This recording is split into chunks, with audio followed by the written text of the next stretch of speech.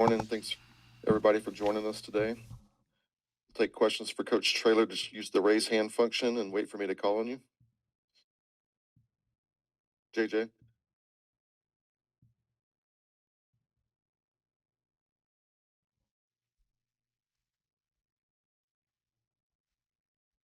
JJ, you're up.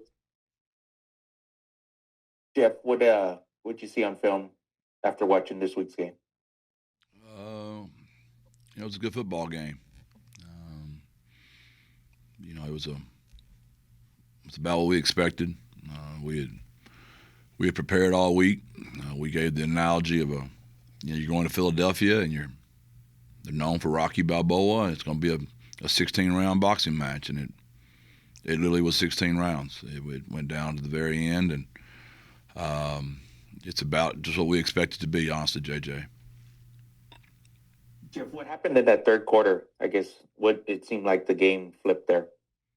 I think their opening drive was big. The third down and 11 completion. We're in two deep, man under.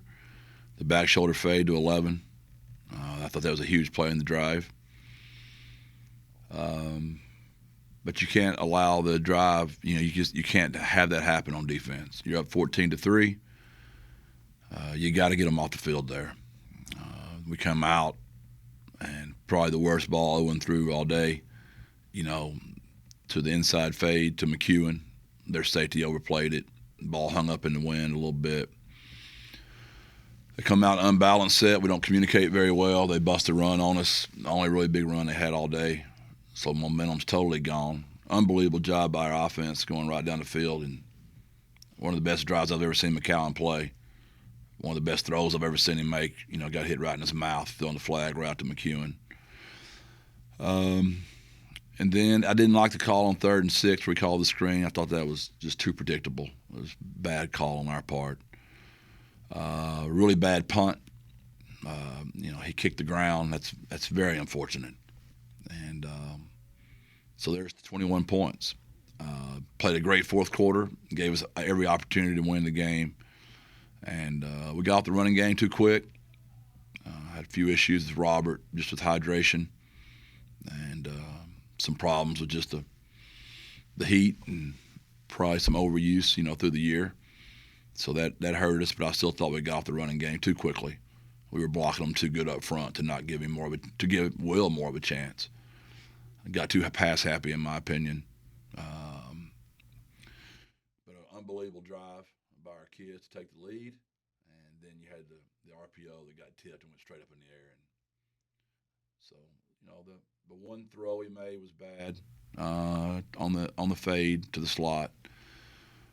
The tip was bad luck, and us not capitalizing on Shadrack Banks' unbelievable punch of the ball, and us not recovering the football was those are the games. And so far we've been in 3 one possession ball games or 1 and 2.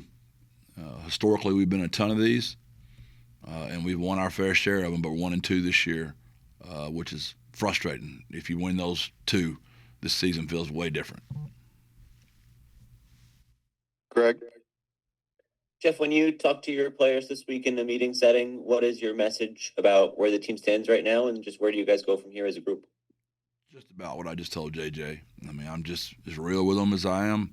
As real as I can be with y'all. Obviously, I can't answer every one of your questions totally authentically. I do the best I can to help, because I know you guys have jobs and you got people out there that are upset and they want answers. So I really do try to help y'all there. But I can be more real with my guys, behind the scenes of what really happened. Greg, I've never really believed in embarrassing players, by calling them out to the media. I just think there's something to be said for that behind closed doors. I think that is the secret to why our kids have always competed here. And I understand our fan base is upset that we didn't win these close games, but I'm proud of how our guys always compete. They're always in the game. And if you want to have high blood pressure and not much hair, be a Roadrunner fan. I never let the facts get in the way of a good story. The more Frank is gone, the more we blew out everybody, and there were never any close games. Where guys that have been around for a long time know we've made a living on these games, and I wish we could blow people out, Greg. And I wish we were that much superior to people. But in the new landscape of college football, there's going to be a lot of these one-possession ball games.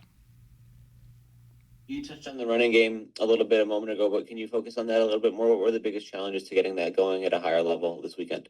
We didn't run real well, in my opinion. I mean, we just didn't. A couple of times on outside zone, we didn't trust it. If you go back and watch it, there was a lot more. We still gained 8 and 6 and 8, but there was a lot more there than that. On our duo play, our push play, we misidentified that a couple of times up front, which led to some negatives, which that's uncharacteristic of us. Then I thought we got away from it. A lot of that had to do with Robert's availability, but Will Henderson's a really good back too. You mentioned the situation with Robert. How does that impact going forward the rest of the season? Do you have to kind of manage his workload here, or what do you expect in that regard? I've talked to our team doctors and our training staff, and we think we've got a plan in place to help Robert the rest of the year. How about in the downfield passing game? What has to happen to open that up a little bit more? Is there anything you can identify there? Oh, I thought we were good, honestly. We weren't great. We were good. We were better. There's a post I think he's about to get to, and the 3 technique kind of splashed in his face. So he threw the over to Houston on that play. We got to keep trying it. He was about to hit AJ on the change-up fly, and the defensive end, gave a outside move and came under. He flushed, made an unbelievable 20-yard completion on a scramble. Kid played good. I know nobody wants to say that. It's easy to blame him. Watch the game and be honest with yourself. I wish he had the ball back on the inside fade. I do. That was a bad ball and a bad choice. But the kid played well and gave us a chance to win. Go watch the penalty on 3rd and 5 on the 2-minute drive, which now made it 3rd and 20. Go find that penalty and just watch that one for me, and you let me know your opinion. And then watch him scramble to get us back to 4th and 3 and hit Amador. The kid played his tail off. And for everybody that's piling on the kid, it reminds me a lot of when they used to pile on Frank as well.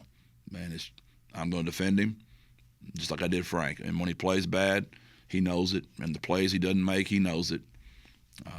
But I thought the kid played well. AJ. Jeff, in the first half, Owen was probably as sharp as we've seen him all season long. What do you think led to that?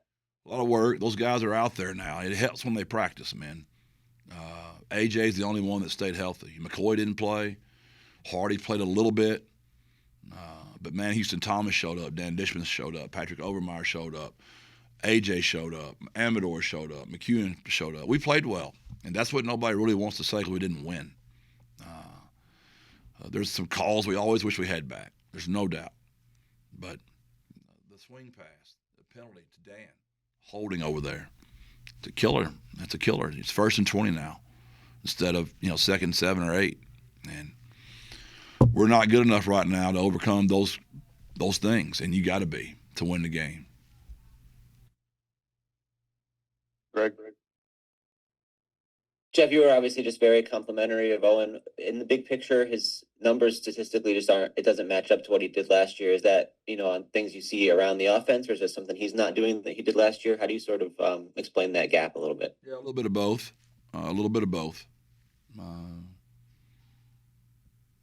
We made, you had to go back through each one of them. And a lot of it is coaching. Some of it's him. And there's some other factors. We've ran the ball, Greg, way more. We couldn't run the ball last year, so we've taken away a lot of those easy. We were kind of running the ball last year, Greg, by throwing quicker. So it pads your stats a little bit. And we're way more committed to running the football this game. But guess what? We didn't in this game. I'm sorry, I misspoke.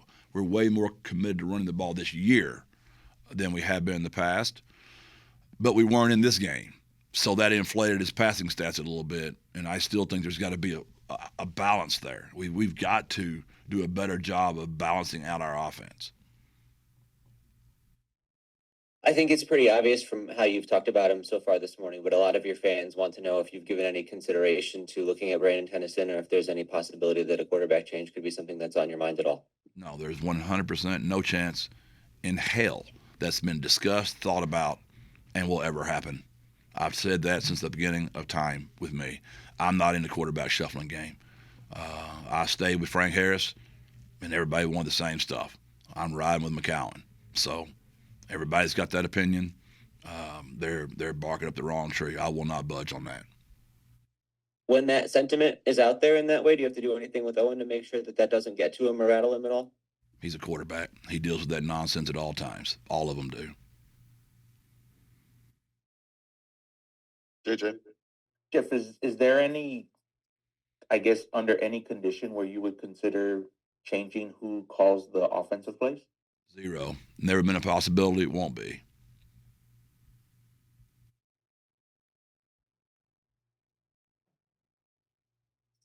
Greg. Along those lines, just to follow up on that point, how do you assess just sort of the situations that you guys put the players in from a coaching and play calling perspective? How do you evaluate your coordinators to this stage of the season? We're 2-3. We've not done a good job coaching. Particularly in this game, it seemed like the sort of halftime adjustments, or maybe it was just something else that you can point to. But Temple obviously had a better go of it in the second half. Is there anything you see when you look back on the game from like an adjustments perspective that you guys wish you could have done differently, or that you would change going back? There always are.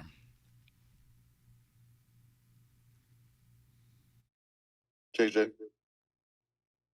Jeff, I know we talked about the third quarter, but just overall in the game, how would you evaluate your defense's play up to this point this season?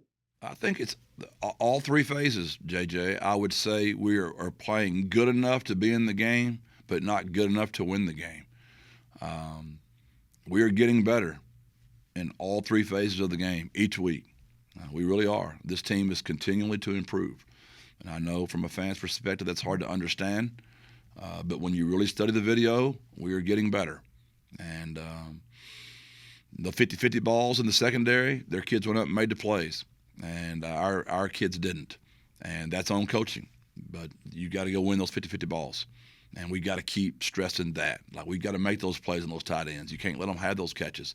You got to make the play on the 3rd and 11. You got to knock that ball down. Somehow we got to get it out of there. And we did enough of that. I mean, Davin did that. KK did that. Tyon did that. J. Lou did that. Jimmy did that. But there's times we didn't do that. So my point being, we played good enough to be in the game. We just haven't played good enough to win the game. I wanted to ask about penalties. I know you discussed one of them, and there were a few close calls there, but I think you guys were penalized 9 times. What would your evaluation of some of those penalties be overall? I just, I don't want to get fined right now. Brian Platt does a great job overseeing all that.